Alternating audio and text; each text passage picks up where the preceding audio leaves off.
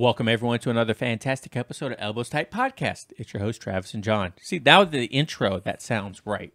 John, how you doing today? I'm doing good, man. How you doing? I'm doing fantastic. This is actually the intro. It's not the actual interview. We've successfully transitioned into the intro being the actual intro. It's nice. Fun fact. Fun fact. If you guys didn't know that, I don't think anyone really cares. But, John, who do we have on the podcast today? We have Jim. And what was the last name? Trick. That's right. Jim Trick. He has a really good podcast. You're going to hear all about it when you listen to ours. I highly recommend you go listen to his as well. Yeah, Jim Trick, he is the runner. Well, I guess runner's kind of weird to say, but he runs the MyWhiteBelt Instagram page, MyWhiteBelt podcast, MyWhiteBelt.com. He is a former big guy turned purple belt, and then he's a little bit of an older gentleman, so his perspective on jiu-jitsu is really good, and he was honestly it was probably the most organic conversation we've had in the podcast in a long time. I don't even think we really asked. It was such an organic conversation. You guys will hear. We were asking questions back and forth. You know what I mean? Like it wasn't just us asking questions. Jim's were asking questions too, which was really nice as well. So he's a very good speaker. Yeah. Come to find out, he's a motivational speaker for his full-time job and business, and like a life coach. So if you guys are interested in that, hit him up. Maybe he can help you out. So, but other than that, hopefully you guys enjoyed the episode. John, what was your beverage of the day? I had a I don't know how to say that. Lagunitas IPA. Lagunitas. Yeah, what he said. IPA. It was fantastic. What'd you have? I had, bro. Don't even get me started. I had the delicious Truly's lemonade hard seltzer. I can't believe you put yourself on camera drinking that. Why you hating? These things are delicious. Horrible.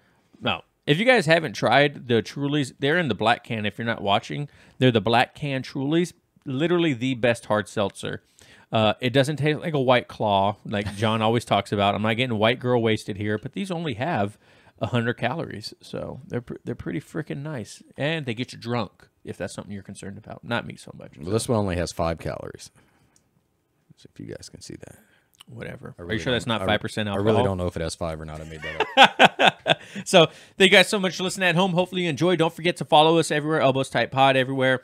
Elbows Tight Podcast and Elbows Tight. And then I think that's pretty much it. That's it. Everything will be down in the description below if you want to follow Jim. Thanks, guys, so much for listening and watching. Catch you later. Peace. Support for Elbows Tight is brought to you by Manscaped, who is the best in men's below-the-waist grooming. Manscaped offers precision-engineered tools for your family jewels. Manscaped recently launched the Ultimate Men's Hygiene Bundle, the Performance Package. Join over 4 million men worldwide who trust Manscaped with this exclusive offer for you. 20% off and free worldwide shipping with the code ETP20 at manscaped.com. If my math is correct, that's about 8 million balls. That's a lot of balls, Johnny. When Manscaped reached out to work with us, I instantly thought, yes, what a deal. I've been using Manscaped products for a while now, and when they mentioned helping out with the podcast, I thought it was a no-brainer. I have the Lawnmower 4.0 now, but I had the Lawnmower 3.0 and absolutely loved it.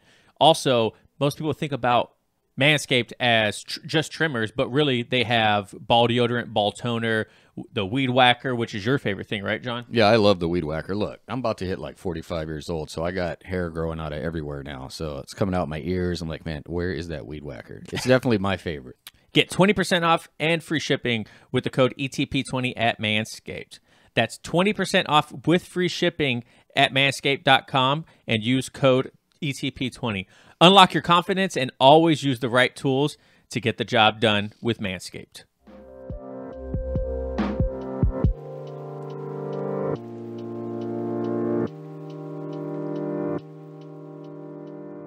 Watching the countdown and you're like, oh, don't say anything. Don't say Jim, how's it going today, man? How you doing? Good. We're not actually recording this today, are we? Like this, we're doing this like next week. Oh wait, we're actually doing this now? Yeah, like right now. Oh, yeah, this is awful. Do you want me to restart? I can restart. No, I'm totally kidding. I'm just I was like, I mean, I could just talk for a while. We do this. I thought we were doing this next week. I thought we were just getting to know. I thought I was calling for my trial class. I didn't know we were actually going to roll. Oh my gosh, I would have. This is literally just us getting to know each other. That way, when we actually record the podcast next week, it's even better for both of us. Now I feel better. Good. Now for the time that we spend, I'll share openly, knowing that no one's going to actually hear this. No one's going to hear this. Perfect. John, how you doing today, man? I'm glad it's Friday. The work week is over, so that's always a good thing. It is always a good thing. I'm still on baby leave, so I'm jealous. I mean, I'll trade you spots. You can come over with the kids. Thanks for sending me the pictures of your abdomen. I'm amazed at how your stretch marks are healing this quickly. You have done really well. You know what? It's a lot of Kegels. So it's like... You're a beautiful woman. Thank you, Jim. Thank you. So, hey, if you guys haven't guessed, if you're listening or watching this, Jim Trick is our guest today. Jim, go ahead and let's go into who you are and a little bit about yourself. If for those who don't know, the magnificent Jim that is you. I'm a guy who hangs out online and then does chat rooms with fellas who do Jiu Jitsu. That's the ABC. That's the ABCs of me. I run a platform called MyWhiteBelt, which is about encouraging people who are terrified about trying Jiu Jitsu, encouraging them to try it, and for people who are in their first year and are really ready to give up, trying to get them to stay. So because jiu-jitsu's had a profound impact on my life, and I think that's how the three of us know each other. Absolutely. Yeah. So that's been going. It's funny. I started the Instagram account, the @MyWhiteBelt Instagram account, probably like 3 years ago. And I didn't know what I was doing. I was a white belt at the time, and I was just documenting my thoughts and experience with jiu-jitsu. And then a few months ago, I had two things happen. One is I ran into John Danaher in a restaurant, and I'm happy to talk about that as much or as little as you're curious. And then a couple days later, I posted a picture of a 73-year-old guy from our academy getting his blue belt. And those posts just blew up. They went crazy. And what I realized was, for everything that we have in the social media realm for BJJ, we really didn't have anybody speaking directly into the hearts and minds of scared people and new people. And so that's just where I have found my rhythm. And it's crazy. I love it. And I'm as shocked as anybody that it seems to be turning into something that means something. It's funny you mentioned that, because John and I felt the same way when we started jiu-jitsu. We started this podcast actually 3 years ago today. Today is our 3-year anniversary of doing this podcast. Mazel tov. Mazel tov. Cheers to that, right? And the reason we started is because of the same thing. We didn't feel like there was really any representation out there of someone going through the trenches of the daily struggles as a brand new person, understanding what's going on. Is this normal to feel this way? Why can't I get out of knee on belly? You know what I mean? Like, we couldn't find these things out there. And so John and I were like, bro, we should just start a podcast. And, our first 15 episodes are really just us interviewing all of our friends that were white belts with us. Yeah. You know what I mean? And we're all just a bunch of white belts talking about being white belts. And slowly from there, we started like reaching out to more people that have a little bit more experience, because we realized like there's still value in people, even though they're black belts and they're kind of not out of touch, but they're far removed from being a white belt and those struggles. They have their own struggles, but there's a lot of value there too, talking to them about like, hey, is this normal? Like, did you feel this way? Kind of. Isn't it incredible how consistent it is, the things that people feel and experience just across the board? And because jiu-jitsu is growing at such an incredible clip, you have fresh, new people every day who are asking the same questions. Yep. And I don't know, for some reason, I think it's because, and my guess is that you feel the same, is that because our experience with jiu-jitsu has been so profound, I don't have any problem answering the same questions over and over again. And I feel like my answers get better the more times I get to answer them. Right. Agreed. more polished. I think so. Yeah. And John and I were talking about that too. And when for a while, we were kind of felt like we were running out of questions to ask people because we didn't want to keep it fresh for our listeners. Yeah. But then we kind of realized, like, well, everyone is going to have a different take on this question. You know what I mean? Everyone's going to have a different perspective on, what was your struggles as a white belt? Like, how did you start training? Like, things like that. So once again, going back to, interviewing black belts, stuff like that. And there still is a lot of value in, they have so much experience, you know what I mean? And one of our interviews with James O'Connor, he talked about how, just because he's a black belt, third-degree black belt, he's been doing it for 20 years, doesn't mean he wakes up every morning and wants to train. And I was like, that's a really good point. Like the guy's been doing it for, almost as long as I've been alive. And he's been doing martial arts for 30 years. And he still wakes up and he's like, I don't really want to go today. In my attempt to be super encouraging, I'm not sure that I'm always super honest. I think I'm honest about important things. But yeah, to be able to say, like, we love it. And there are some days that I wake up busted up and I just don't. Like, I took Tuesday morning off. I try to train 6 days a week right now, which is probably a little dumb for somebody my age. But yeah, I think that two things are true. A, I love talking to black belts who still seem to have some kind of a connection to their early days. And there are some days where I've just have had enough. Of all of it, just mostly because of the toll that it takes, because I'm not as young as you gentlemen. When I listened to one of your podcasts this morning and you said that on there 6 times a week, I was like, 6 times a week? I'm struggling to do 2 right now. Yeah. 3 is like phenomenal. And so what's your academy like? Are you guys like a competition school? Like, do you have a lot of guys that are going and... We do have a core group that seems to go compete, but we've had a lot of turnover at our school, so I wouldn't say we're definitely not like a competitive. And we're still really small. Like, we only offer classes like advanced. We just recently added 3 classes of beginners, 2 days or 2 nights a week beginners, and then a Saturday no-gi. But for years it was Tuesdays and Thursdays, 1 time a day for 1 class. You know Remind what I mean? me of your ranks. Where are you guys at? What level are you guys Blue at? belts. Yeah, we're both blue belts. Yeah. So we train. We have class Monday through Saturday, 7 a.m. And for that group, they say first Jiu Jitsu, then the world. And then we have Monday through Thursday, 7 p.m. And so I train every morning, except occasionally I just have to take a morning off if I just haven't had a good night's sleep, or I just know I'm pushing it. And then I teach our beginner program Monday, Tuesday nights. And then there are some open mats. And so there's a lot of jiu-jitsu. And I've really just had to create a cycle where I'll show up, I'll warm up, I'll drill, and then there are some days that I will just look at whoever I'm rolling with and just go, I'm happy to be your grappling dummy today. I just don't have any interest in, I don't have anything to prove. So I train 6 days a week, and I try to train in a way that is sustainable because I want to be able to keep doing it. And I'm single and I don't have kids, so it's like, what am I doing? That is fantastic. Well, that's something I take into account now when people ask me about trying out jiu-jitsu. Like, things I didn't know when I started were how important a schedule is and what classes are offered.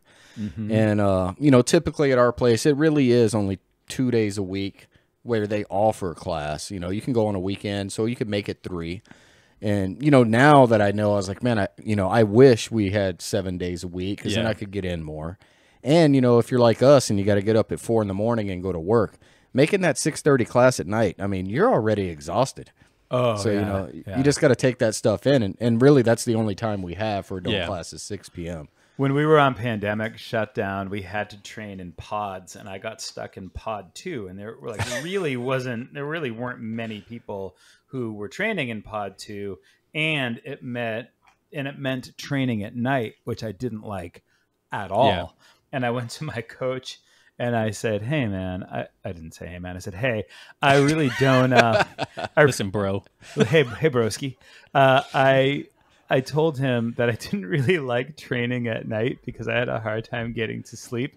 And I don't want to mischaracterize him. Like, this isn't really how he is most of the time, but he basically was like, I can't believe you said that to me. He goes, you are now only allowed to train at night because this is a martial art, and you don't go to your coach and say, I don't want to train at night because I'm going to be too sleepy or I'm not going to be able to do it. So I think it's the lesson for me, and all of it has just been to like really manage how how I'm going to show up in class, because there's just no way. Can I say balls out on this podcast? Yeah, there's sure. no way that I can go balls out 6 days a week. I will often go, like, I'll go 1 week where I go really hard a lot, but most of the time it's like maybe 1 or 2 hard rolls and then kind of just go flowy and try to do it in a way that allows me to keep going. Well, let's digress a little bit and kind of go into how you got into jiu-jitsu, because you have a very interesting story also. We just interviewed Philip, what's his last name? Oh, way to make me try to remember that. Man, I off the forgot. top of my But head. Jiu-Jitsu Phil, you featured him on your page for used to be a big guy and now he's a purple belt also. Oh, yeah. Or Ben Phelps, that's his name. Sorry. So what got you into jiu-jitsu? Tell us a little bit of a story about how you got into jiu-jitsu. So the things that I love as an adult are all the things that I loved as a kid. I loved guitars. I was obsessed with guitars. I loved fishing. And I'm an avid fly fisherman. And I loved karate. Like, in our town, there was a store called the Striking Fist Martial Arts Supplies. And after guitar lessons, my parents would drop me off at this little store that sold gis and padded nunchucks and sais and ninja books and Tiger Balm. And we're talking like the 70s, And this guy, Dennis, was there. And he'd be like, oh, okay, you can hang out if you want. It's a store. You can hang out here. And I would literally just go and hang out at the Striking Fist. And I had a ninja poster. And before my parents could afford to get me karate lessons, they bought me a gi. And so I just grew up loving martial arts, and every password, every online password that I have has some kind of martial arts based word in it. It's I love Aikido at 4928. And so I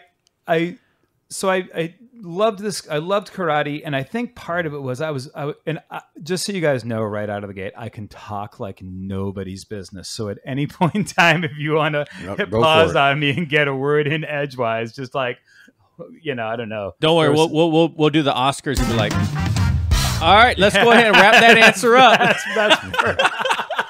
That's amazing. Now, like 10 seconds into every answer, I'm going to get that. Okay, that was great with Jim so-and-so from such and such. Get the hell out of here. I was bullied really, really badly in middle school. And I think I had it in my mind that loving karate was enough to protect me from getting my ass beat. Oh, it wasn't, but... So I just had this like fantasy around karate. And then finally I was able to get some karate lessons, and I did Kempo. For years. And sort of while I was dealing with getting bullied, and my dad got sick at a young age, and I developed an eating disorder that I like to say, like, a bag of chips will never let you down. And my way of dealing with my troubled childhood was to eat a lot of food, and I eventually became morbidly obese. I was 430 pounds at my all-time heaviest. At one point in time in my early 30s, I tried to revisit karate, American Kempo karate, with all of the ites and kiais and katas and so on and so forth. Not that there's anything wrong with that, but I actually had to have a gi custom made. Wow. So I couldn't even find a gi that would fit me. So, there's a whole long story about the weight loss, and in my non-jiu-jitsu life, I work as a motivational speaker, and I have a coaching practice where I help people sort of find out what they want to do and who they want to be, and we work to get them to that place. But as it relates to jiu-jitsu, around, I guess, maybe 10 years ago or so, the guy who is my professor now, his name is Liam McGowan. 9 or 10 years ago, he was a brown belt, and he invited chubby me to a class at his jiu-jitsu school that he attended and taught some beginner classes at. He said, "Oh, you've done karate your whole life. You're going to love this. It's going to be great, blah, blah, blah, blah, blah." And I went and I did this class, and I was like, what the hell is this? What is this? This guy, the entire class was a student black belt. I described it as this. He was sitting on my chest for an hour and a half.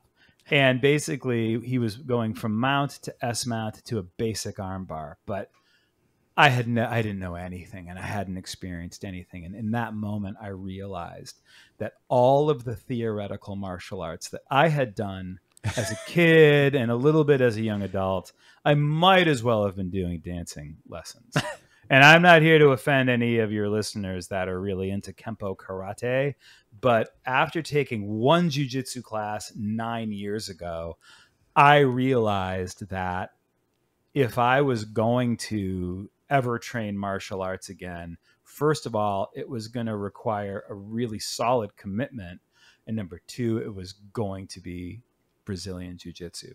So over the course of that 9 years, I went through an epiphany and transformed my body and the way that I thought about life and saw myself, lost a bunch of weight.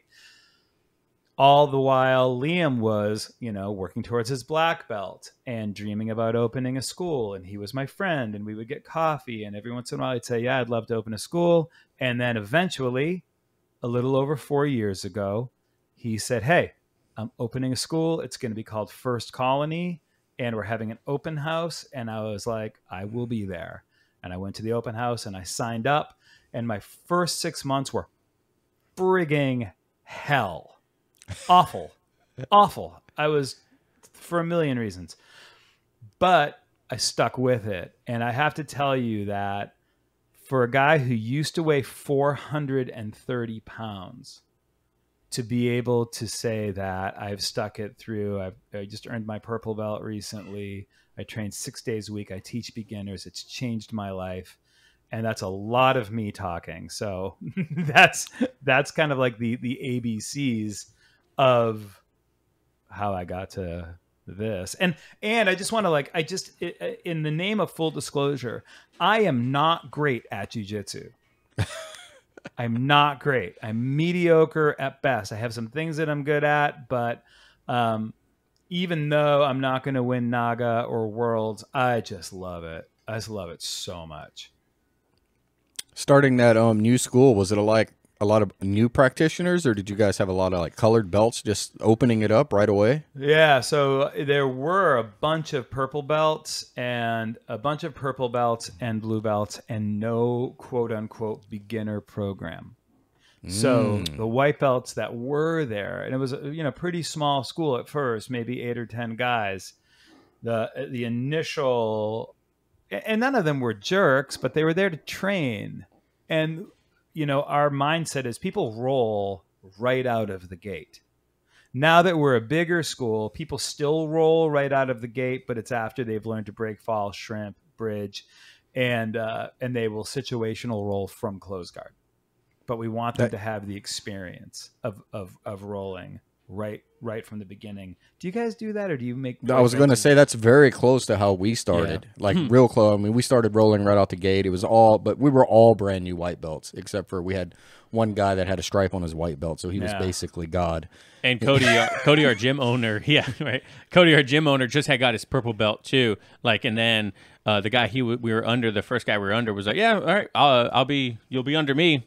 Enjoy your school." And we never saw him again. And then we switched black belts that we were under. But we've gone through 3 different black belts in our school. Our school is under, and Cody's finally a brown belt, but.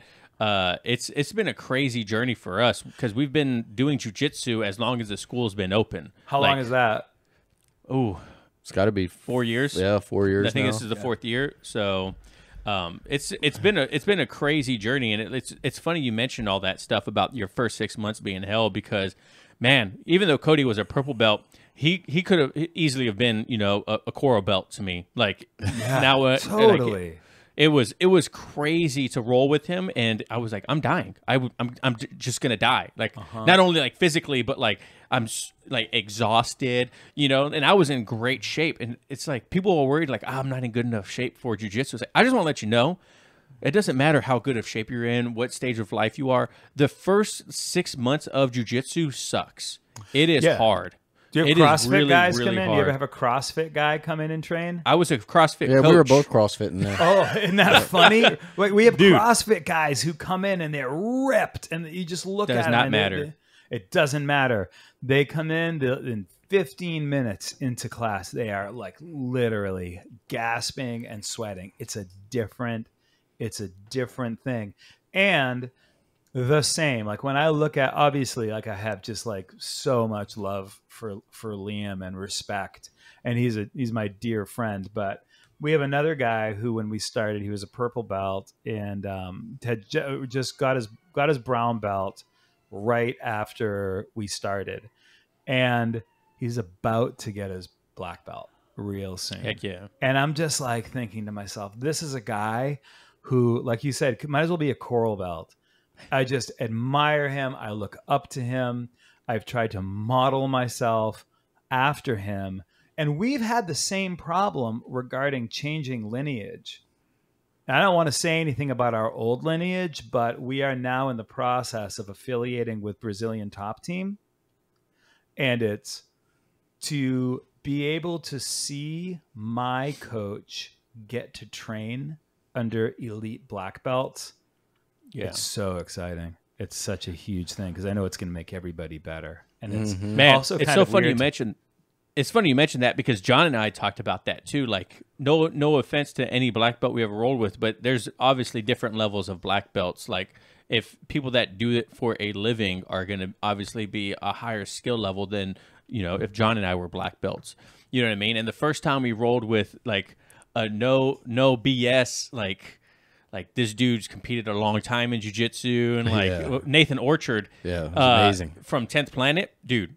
It was literally like every 10 seconds I was tapping to something. I didn't even know what I was tapping to. Like, it was just incredible to feel the amount of skill someone has at that level. You know what I mean? Oh, I just did a private with Professor Daniel, who runs Brazilian Top Team for 3 Boston academies, and he's a 4-stripe black belt who is, I mean, at the end of our private, he said, "Do you want to roll?" And I said, "Sure, I want to roll." And of course, I'm like doing like a respectful roll where I'm not like going in and like I have nothing to prove. I'm certainly not trying to hammer a 4-stripe black belt. I kind of want to see it more as like an exchange of questions and answers. But just watching and feeling that guy move and knowing that no matter what I do, there's no world in which I'm going to get close to doing anything. And so it's almost like riding a ride at Disneyland. It's like, whoa, what just happened? You know? You didn't try to sneak a wrist lock in there? No, just that would be a great idea. Do you guys train wrist locks? No, John and I do wrist locks. We don't. I mean, he shows them. He'll show them. Like our professor will show them. Like, you know, I love them. Here goes an arm bar or like an omoplata. If you can't lock it in, like there's a wrist lock. You know love what I mean? them. So I do. Oh, we both I love find it, it to be a great equalizer when I'm going up against somebody that's 20 years old and 6'2". I do it with my kids. I don't even care. 200 pounds. Like as long as I hit it once, then they all of a sudden they slow down. Yeah, that's okay. You don't like wrist locks? You know, we're training them, and I get that they're part of jiu-jitsu, and sure, I'll do some wrist locks. But to me, it's like I file that under, you know, somebody who you're in their closed guard, or they're in your closed guard and they're digging their elbows into your thighs. Yeah, I knew that's where he was going. It's like I'm a fly fisherman. If I was really that concerned with catching a fish, I would probably get a worm and a bobber. But I like the beauty and the process of this other thing. and wrist locks are legal and they're part of Jiu Jitsu and it's a thing and I do them. But because I'm a guitarist, I just, I don't bet. know. This is an awful thing to say that I do this, but I will, depending on who I'm rolling with, I'll be like, hey, do me a favor, don't grapevine me and don't wrist lock me. And if there's anything that you want, and I'm not going to try to heel hook you. I'm not going to try to toe hold you. Like these things are there, but the hierarchy of submissions, I want to be able to keep training. So I guess where I land on wrist locks is sure I have to know how to defend wrist locks, and I want to be able to apply wrist locks. And I don't think that they're ever going to be like core to my game. Right. Yeah, we definitely, John and I joke about enjoying wrist locks so much, but I mean we honestly do, right? They're a lot of fun. But you know, John Dana here talked about wrist locks, and he's like, you know, they're a great move, you know, real submission. But the problem he has with them is there's no setup to them. There's no, you know, like in order to do a scissor sweep, you are in closed guard. You know what I mean? Like a wrist lock is just like a secondary submission from an already like submission kind of thing. You know what I mean? It's kind of like we just mentioned, like the omoplata. You could do a wrist lock from an omoplata, but you're going for the omoplata. You could do it from, you know, an Americana, but you're doing the Americana. There's like there's no preface for a wrist lock. It's kind of like a subsidiary move to something you were already trying. Yeah, well said. I think it's true. And I think that, you know, and we literally, like our Saturday morning class with our coach Frizz, was a wrist lock class. He basically spent a big chunk of the class teaching wrist locks. And so I'm all about it. I'm just not psyched about it. And, you know, I want to be able to play that guitar hanging on the wall behind me. I make part of my living doing that. So it's just like, I don't know. Do you find that there's like this balance between wanting to like really make sure that you're engaging the full spectrum of training and also like certain things that, do you say no to anything? Do you tell anybody not to do anything? Do you guys heel hook? No oil checks. Yeah, I don't want to finger my ass. But. Yeah, exactly. I think our school you have to pay extra for that. No, I think you're right. As far as wrist locks go, you do have to be careful with those. Because if you try to hit those all the time, I think it hurts your game because you're not trying anything else, and they're easier to get. Yeah, they're super easy to get. Yeah. Not only that, but like a person, if a person doesn't know how to defend a wrist lock, it's kind of like a heel hook. They can hurt themselves really fast. You know what I mean? Like you jerk the wrong way and like a wrist lock that's locked in there and you're going to break your own wrist. You know what I mean? So do you guys train gi and no gi?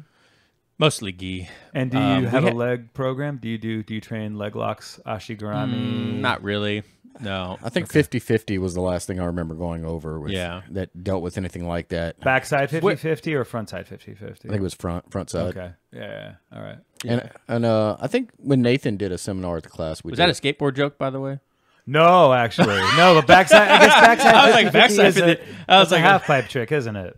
Yeah. I was like, well, my nerdiness came out for skateboarding. I was like, is this a joke? We talked about skateboarding beforehand, but go ahead. Yeah, sorry, no, backside 50-50 is something that we're actually working on. So we train no-gi 2 days a week, and Thursday is leg day where we're doing like advanced ashigarami and like different, you know, heel hooks and toe holds a little bit, and obviously straight ankle locks for everybody.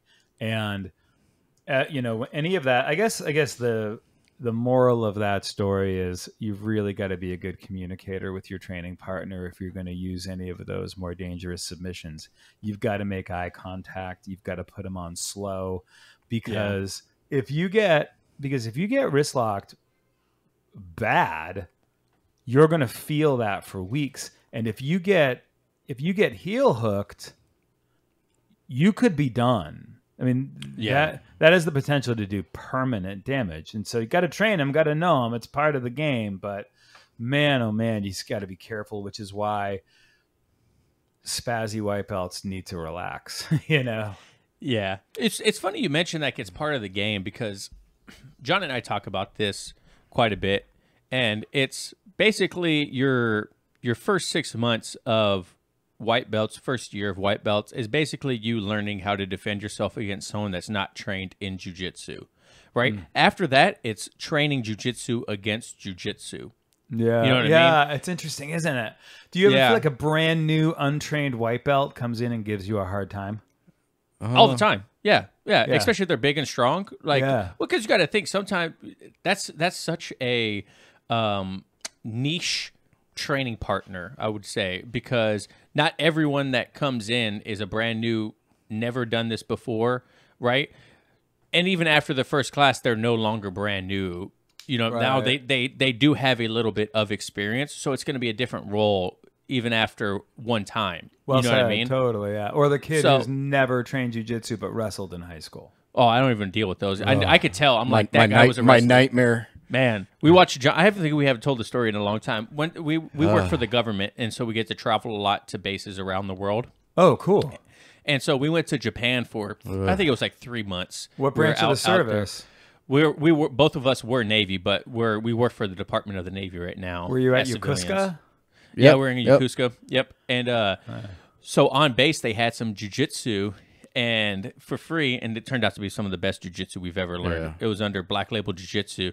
But so John, there's this probably 18, 19-year-old kid that's just yoked out of his mind that shows up and looks at John, and this was, 3 years ago? And he's like, you want to roll? And John's like, oh, yeah, sure. And I literally watched John get mauled by a bear for 5 minutes. It was It was rough 5 minutes. John looked at me and he's like, why don't, I mean, he's like looking at me like, I'm going to tag you in. Like, why don't you help me? Get this guy off me, man. It was funny because he'd come to find out he was a wrestler. Yeah, You know what I mean? he was young, he was strong, and he had a lot of energy. But I mean, we went the whole 5 minutes. There was no submission. And he kept getting frustrated because John was defending everything he was trying to do. And so Yeah. he would just try harder and harder to Yeah. get something. Sometimes that's the greatest win is just not getting subbed, just keeping them at bay, the young bucks. So do you release the podcast as video or just as audio? Both. Okay, so I'm just going to hold this up. This is my dad in the late 50s when he was stationed at Yokosuka training judo at Kodokan. Oh, wow. Yeah, he was he did a thing called explosive ordnance disposal, which you guys probably Oh, yeah. about. Yeah. Yep, know what that is. Yeah.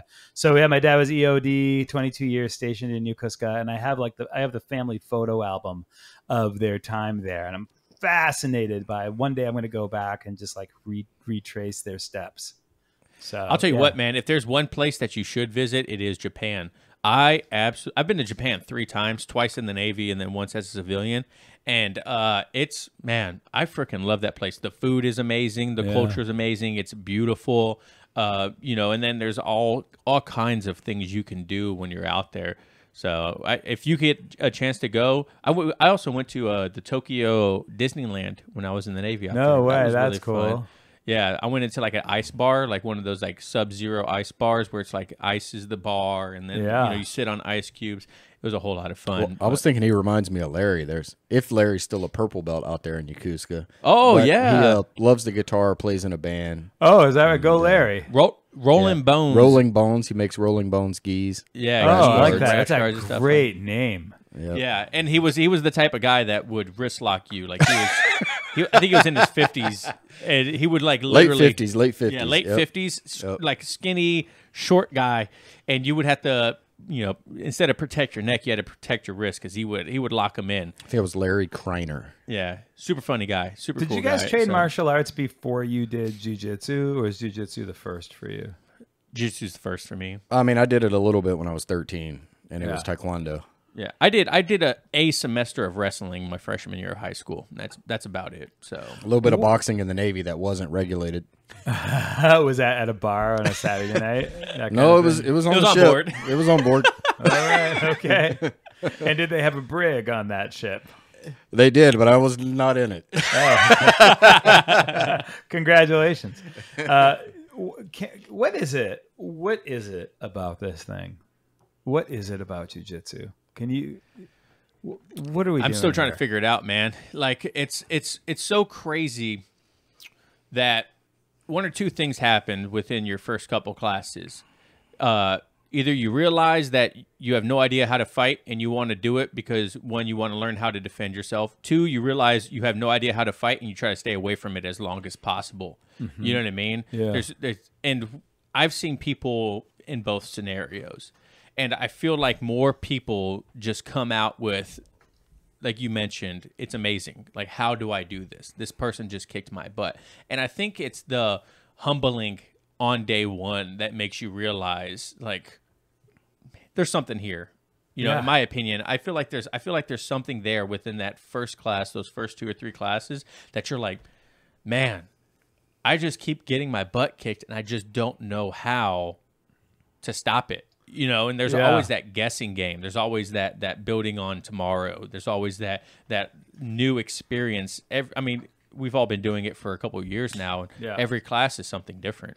You know what I mean? You can do the same technique 3-4 weeks in a row and still learn every single class every time you do it. So 100%. It's just the weirdest. It's the weirdest thing. It just, in terms of like, in a world where there's a handful of phonies floating around out there, and there's a lot We've seen a few posing and I was going to say, it's the truth of it. It's the truth of it, isn't it? It is. It's the truth of it. That's why I like it. There ain't no fakeness. There ain't no hiding. You get to see the real person, and that's what there is. Yeah. If someone could walk in looking like a Billy Badass and they get on the mat for 2 minutes and, you know, they're squirming and screaming. It's forced humility. It's forced honesty. And the person who doesn't last, or the person who might last but they're not respected, is the person who makes excuses and poses and postures and tries to do this weird dance. But if you're looking for undeniable perpetual honesty, get on a jiu-jitsu mat. It's mind-boggling to me. You mentioned that, you know, the people making excuses. Have you ever ran into one of those people, right, where whether they're younger than you, higher belt than you, or something, right, after rolling with them, they've kind of been confrontational with you afterwards? Like, have you ever had that happen where they're like, oh yeah, well, I mean, I wasn't trying really hard. It's like, okay, you can make the excuse of I wasn't trying really. Oh yeah, well, I mean, I've never done this before. You have years of experience on me. It's like, look, we were all there.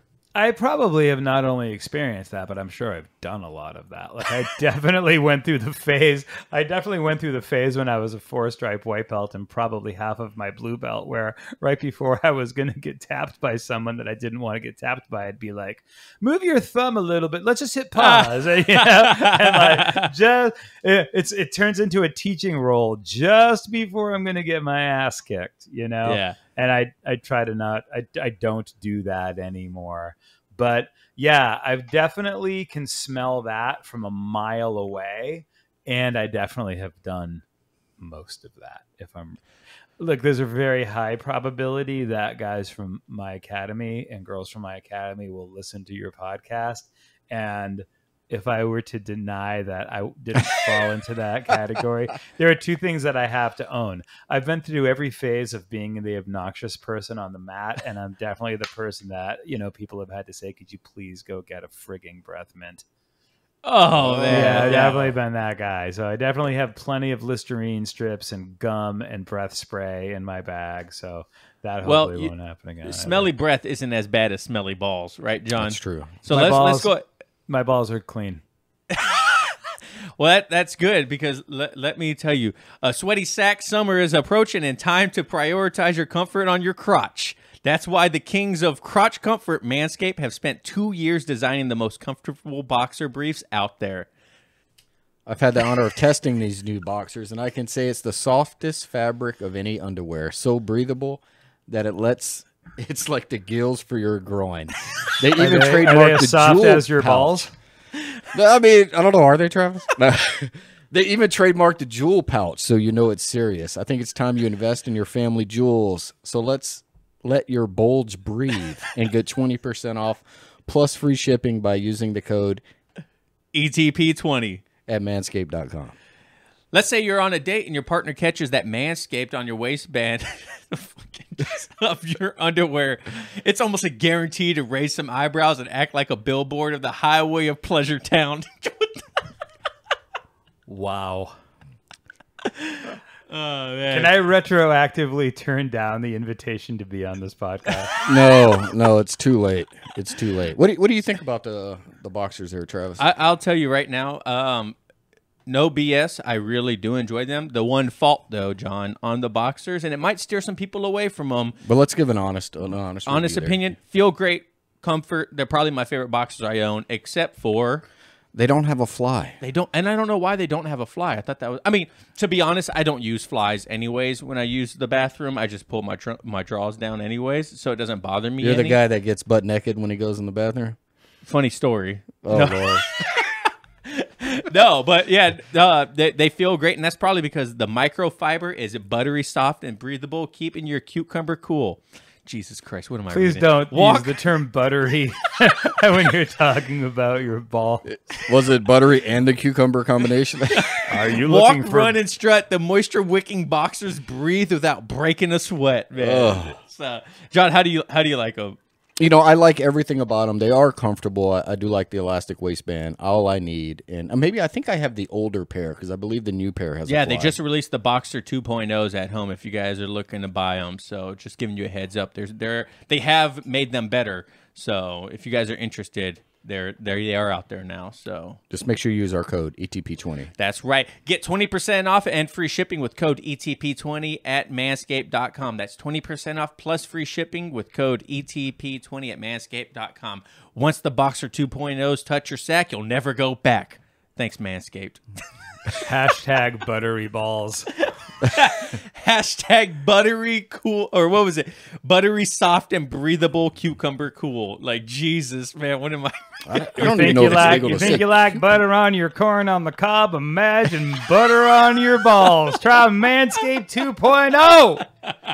There you go. I like it. Are you going to have to re-record all of that because of my interjections? No. We're gonna leave it there. It has to be organic, and if it sounds like it's fake, no one's going to use our code anyways. So yeah, it is fun though. But have you ever tapped to someone's BO before? Okay. Well, oh man. Or has someone tapped to your BO before? No, I don't even like thinking about this. And I'm going to tell this story, and I got to just try to be as vague as possible. But we had don't hurt any feelings, please. We don't have anybody in our school named Cucumber. Nick. We don't have any named Nick, so I'm going to say we used to call this guy Stinky Nick behind his back, and Stinky Nick was really, really stinky. Really stinky and large and stinky and awful, and rolling it with him was tricky enough. And one night, Stinky Nick and I were rolling. My balls were particularly buttery this evening, and he got into mount, and one extremely large, hot, awful ball of sweat fell into my mouth. And it became a multi-sensory thing, and I faked a leg cramp, and I had to get the hell out of Is it because you were having an orgasm? That sounds amazing. Yes. I said I have to get up. I have a cramp. I have fed several submissions before from BO alone. Oh my gosh, it's the worst. Please use a mint. Please wash your balls. Please wear Manscaped 2.0 boxer shorts. Please do whatever you can possibly do. Look, if you are the person at your academy who can't identify the stinky person, that's you. It is you. That's right. You have to wash your asshole. I'm sorry. Truth. You have Truth. to. This episode's really going down the hole. We had right nicknames now. for some of our people. We had Mustard Ass. We called one guy Mustard Ass. Like, we had names for him, and like, if like they're pairing up partners and nobody picks you for like the open rolling or whatever, that's probably why. Yeah, if people avoid eye contact and they're like, I'm gonna do the solo drills. Are any of your guys at your school wearing the rash guard that says "Follow me on OnlyFans"? Yeah, we have one. We have a guy. one. He We have a listens to guy. the show too. We have a guy at our school who he's the best guy. Matt Christensen. He's going to compete in his first tournament next weekend, and he's going to destroy. But when he wears his OnlyFans rash guard on no gi day, he starts the roll. You slap bump, and he says, "I want to maintain eye contact with you during this entire roll." Done. And he's being funny. He's got like a demented sense of humor, but. I like it. How many guys? So go ahead. Nobody got. I was gonna say. So, what do you? Speaking of like thinking about how smelly a person is, like, what do you think about when you're actually sparring? And at what point in your journey do you feel like you kind of just picked up that second nature of reacting? Like, you know what I mean? Like, because definitely when you first start, you're thinking most of the time, "What do I do? What do I do? What do I do? What do I do?" Yeah, it depends on who I'm rolling with. If I'm rolling with somebody at my level or above, I am usually thinking about what I'm working on, and my goal is to get to the position that I am working on. So right now I'm working half guard bottom. And so regardless of where we start or how it goes, I am working with people my level or above to get to half guard bottom to work what I'm working on. And then if I'm working with somebody who is newer, I try to be a very, very generous role with newer people. So, and I think just in general, like I said, I'm not particularly athletic. My knees hurt a lot. My back hurts a lot, and I'm doing fine. I love it, and I'm getting better all the time. But I actually really like giving a position, like just offering up a position. I am happy to like give you side control. I'm happy to give you mount. I'm happy to give you my back, and then to fight from there. I think that's actually a lot of my game. Like if somebody mounts me and they go for a classic armbar, I like the work of reversing that and coming up on top. So I'm thinking about that a lot.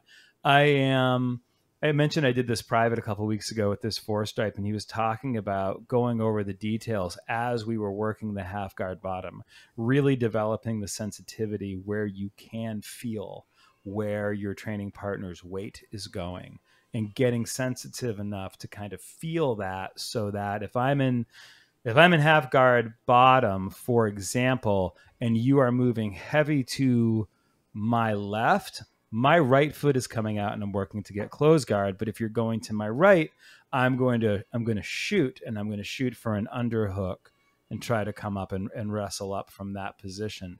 So get in the position that I'm working on, be generous in the roll, and then really try to be as sensitively connected to the subtle movements of my training partners as possible. Because as a big guy, I'm 6 feet tall and 227 pounds. So I'm not going to have it with speed and agility. I have to have it with sensitivity and to kind of know what's coming. If I see that somebody's foot is lined up with my knee, I know what's going to happen there. And so I want to be ready for it, and I want to use their movements to my advantage. And then there are some things. I'll just say one other thing about this is, do you guys work rolling Kimuras or diving Kimuras at all? We have. Yeah, once or twice. So we did a series. Our coach Frizzy has Mike Frizzy, awesome jits teacher, brown belt. He has taught a series on rolling Kimuras 2 times. And the first time I couldn't get it at all. A year and a half later, I got it and understood it and could execute it while drilling. And then a few weeks ago, I saw it and I went for it and I landed it.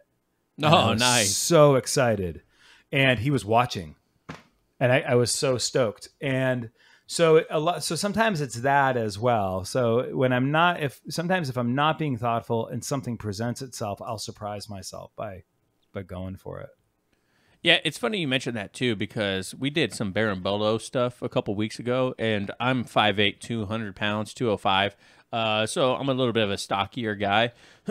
And I was at first class. I was like, man, there's no way I'm going to do Barambolos. There's no way my body's made for a Barambolo, right? By the end of the second week, I was Baramboloing, right? And I've hit it a couple times live in a roll since then. And it's the same thing. Like, it happens and I'm on their back. And in my head, I'm like, yeah. It's so satisfying. It's so but on the satisfying. outside, I was like, man, that was cool. Like, I can't believe it. Yeah. It's like meeting somebody that you're like being like that you're a fanboy for, and like trying to play it cool and trying to keep it together.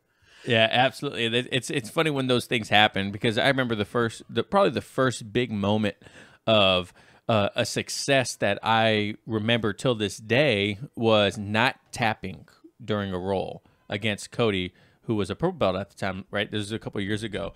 And I got up, and I probably over celebrated, and he probably didn't tap me on purpose. But I got up, and I felt like I was like, I didn't freaking get tapped that roll. You know what I mean? Little did I know he was probably working on something that, wasn't his A game or something like that. Or he was, texting his wife while he was rolling with me. But I didn't tap. That's what I got a call a couple months ago after class from somebody, and they were like, Jim, call me back. It's important. So I call him back, and he goes, I passed Liam's guard.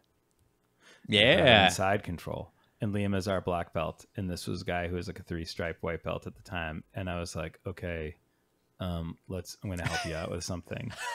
I don't want to burst your bubble, but you did not pass his guard. He goes, I was afraid you were going to say that. I'm like, yeah. There's no world in which anything has happened between you and Liam that he didn't allow to happen. Yeah. And that kind of gets into like, I don't want to be a gloater. I definitely do it probably inside. If I get a good moment, I'm super, like when I landed that rolling Kimura, I was super psyched, but definitely not going, yes. Yeah. So, John, you got anything else, man? I know you got a busy schedule. You got to head out. No, not really. I was going to ask, man, how are your singles and doubles? They are borderline non-existent. We don't do a ton of takedowns until recently. And I'm going to try to describe this to you, and I hope it will make sense. So singles are okay. We're working more takedowns these days. They're okay. I don't typically think to go for them. I don't really know what the jiu-jitsu community's problem is with pulling guard, but I'm a guard puller. Are you guys? Oh, look at the look on your face. You look so sad and disappointed. I like pulling guard too. The reason I ask about the singles and doubles is I have so much trouble with them. I don't know if that's a wrestling thing or what. Yeah. I've tried to pull guard, but every single time it happens, I kind of just hand the person my man card and then just continue the roll, and then hopefully I earn it back by the end of it. I don't know what the name is for this, but what we're doing right now, if you can imagine this, you're standing up. My right hand has the collar tie. My left hand gets I go 45 degrees off, and I get an overhook onto the shoulder. So I'm holding the head and the shoulder down. Mm-hmm. My training partner pops up. I go to my knee and I go for the single, driving up. If I can find a video for you guys to share, because I know it's a podcast and it's like super confusing. So I'm finding that version of a single leg actually works. We have a guy in our school who's an FBI agent who actually used something similar to it to arrest somebody a couple of weeks ago. So yeah, NBD. They're tough. What's that? I said no big deal. MBD, FBI agent taking someone down with some jiu-jitsu stuff. I know, it's pretty awesome. It's pretty great. Yeah. John, you got anything else though, man? No. All right. Hey, Jim, I just wanted to say thank you so much for coming on the show today. It sounds like my son is about to have a fist fight with my wife in the house. So great to be with you guys. Stoked to be asked to be on this podcast. Wicked fun. You guys are great. I had a blast, man. If we had more time, I'm sure we could go on for freaking hours. This could be literally a 2-3 hour podcast, I feel like. So awesome. But if you had one piece of advice for a brand new white belt, what would it be? Oh God, bless America. If I had one piece of advice, it would be this. don't try to remember anything, and don't pretend like you know anything. Think of this as learning a language. If you were trying to learn French, you would not expect to be fluent in French after a couple months of doing it. You have to allow jiu-jitsu to happen to you. And if you keep doing it, you will become fluent. And there's just no way to win at jiu-jitsu before you know jiu-jitsu. And if you're brand new, you just don't know it. And it's humbling. So stay with it and you will learn it. Great piece of advice. I'm going to have to start using that analogy of learning a language. I actually really like that. Thanks. Yeah. So, hey, but Jim, if people want to follow you, why don't you go ahead and throw all that stuff out there? You can go to @MyWhiteBelt on Instagram, or you can visit MyWhiteBelt.com. The podcast is called My White Belt, and it's everywhere, wherever you listen to fine podcasts such as this one. So again, you guys, like instantly kindred spirits with you guys. Like this was like the easiest conversation. yeah, absolutely. That's why I say like we have questions that we have just in case. Yeah. Some people need them more than others, but this was supremely organic, and I had a blast, Jim. Man, thank you so much for coming on the show, bro. You bet. My absolute pleasure. John? I wanted to say your podcast sounds great. The audio was fantastic when I listened to it today at work. Thanks, so man. You guys should go check it out. It's really good. Yeah, definitely. I've listened to, I think, like 3 or 4 episodes of it. So usually I listen to it on the car ride when I'm like taking my kid to school. So, cool. But hey, if you guys want to follow Jim, that's everything. My White Belt everywhere. Be sure to follow us. Elbows Tight on YouTube. elbowstight.com, Elbows Tight Pod. Yep, that's right. It's an extremely important concept to remember. So it's easy to remember if you want to find us everywhere. It's Elbows Tight everywhere. So thank you guys so much for listening at home and watching. And remember, no oil checks here. Oos. That's right, guys. Thank you. Peace. #buttery balls.